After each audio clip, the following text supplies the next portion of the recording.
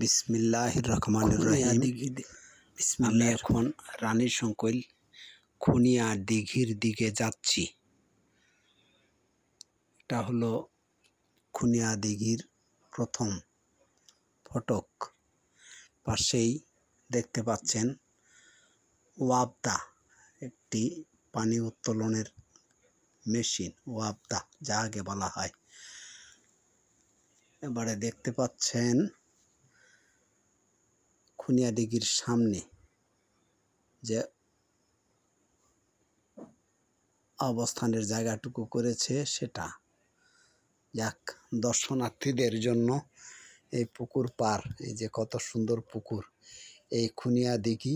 এই খুনিয়া দিঘি 1971 সালে পাক হানাদার বাহিনীরা এই দিঘিতে অনেকজনকে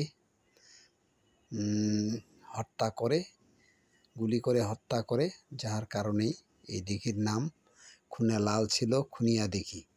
এই খুনিয়া দিঘিতে এই মুক্তিযোদ্ধা খুনিয়া দিঘিতে এই পাক হানাদার বাহিনীর কর্তব্যরত হত্যার শিকার শহীদদের নাম কিছু স্ক্রিনে দেখতে পাচ্ছেন। এই খুনিয়া দিঘি শহীদদের নামের তালিকা। এই দিঘিতে এই লোকগুলিকে হত্যা করা হয়েছিল। করার পরে এই দিঘির পানি লালে লাল হয়ে গেছিল, ওই জন্যই এই দিঘির নাম বলা হয় খুনিয়া দিঘি। স্ক্রিনে দেখতে পাচ্ছেন এই খুনিয়া দিঘির তে যারা শহীদ হয়েছেন তাদের নামের তালিকা যে সুন্দরভাবে তুলে ধরা হলো। যাক, এর ইতিহাস অনেক বড়, অত কিছু বলতে পারবো না। যাক, এই খুনিয়া দিঘির সম্মুখে এই যে পার্ক তৈরি করছে বাচ্চাদের খেলাধুলার জন্য পার্ক, আর এই যে দেখা যাচ্ছে একটা কত সুন্দর একটা বৃত্ত। এখন বলেন দেখি আপনারা এই বৃত্তটা কি, এটা কি জিনিস, পারলে কমেন্ট করে জানাবেন। আশা করি এই প্রশ্নটি কমেন্টে জানানোর জন্য দর্শকদের প্রতি ছেড়ে দিলাম। এই যে পাশে ওই খুনিয়া দিঘির বৃত্তর পাশেই দাঁড়ানো অবস্থায় আমি ওই যে দেখতেছি এপার ওপার কোথায় কোথায় কি দেখা যাচ্ছে, কত সুন্দর সুন্দর দৃশ্য। এত সুন্দর দৃশ্য আশপাশে আছে, তাও তো আমরা কেউ হয়তো বা মুখ তুলে দেখি না। যাক, কত সুন্দর দৃশ্য।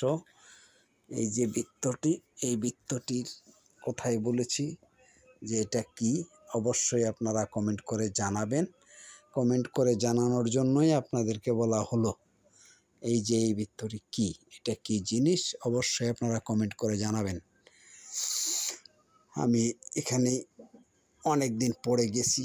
এই যে পাশেই আমি দাঁড়ানো অবস্থায় আছি, অনেক সময় ধরেই ভিডিও করেছি। যাক, এত সুন্দর দর্শনীয় জায়গা আছে আশপাশেই। আমাদের রানীর সংকৈল থানার উপরেই খুনিয়া দিঘি নামক স্থান। হয়তোবা আমার এরকম ভিডিও করা হয়নি কোনো দিন। আজকে ইচ্ছা করেই আসলাম এই ভিডিও, এই আঞ্চলিক দৃশ্য, এই যে পানির ওয়াবদা, এই ওয়াবদার থেকে পানি উত্তোলন করে কৃষি কাজে মানুষে লাগানো হয়। যাক, এই বৃত্তটি সম্পর্কে একটু বুঝতে চাইছিলাম। যাক, কমেন্ট করে জানাবেন আপনারা। এই পাশে দেখাইলাম, এই যে পাশে অনেক দিন বাম দিকে কত সুন্দর সুন্দর পার্কের যে অবহেলিত জায়গাগুলি, এই জায়গাগুলি এখন আর কেউ ব্যবহার করতেছে না। এত সুন্দর পার্ক, এত সুন্দর রেস্টের মতো জায়গা করছে, তারপরে এগুলা অবহেলায় মানুষ নষ্ট করে ফেলছে। অনেক অনেক লোকে দেখি যে আশপাশে ডান দিকে চাষাবাদ হচ্ছে, বাম দিকে এত সুন্দর এই যে পার্কের শিশুদের দোলনা ছিল, দোলনাটাও দেখি যে নাই, ছিঁড়ে ফেলছে। যাক, এই যে টয়লেট বাথরুম এগুলাও হলো এখন বর্তমানে অকেজো অবস্থায়, লোকজনের ব্যবহারের উপযোগী নয়, এখন এগুলো সব নষ্টের দিকে। তারপর বের হয়ে আসলাম এই যে মেইন গেটের সামনে, গাড়ির পাশেই এই যে রাস্তা দিয়ে আসতেছি।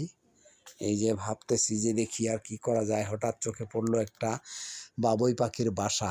এই বাবুই পাখির বাসার চিত্র নিলাম, দৃশ্য নিলাম, কত সুন্দর একটি বাবুই পাখির বাসা পেয়েছি।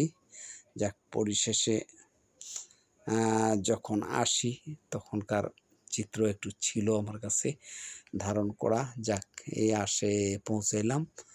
যাক, পরিশেষে সর্বশেষের দিকে দেখা গেছে সূর্যেরও অস্ত যাচ্ছে।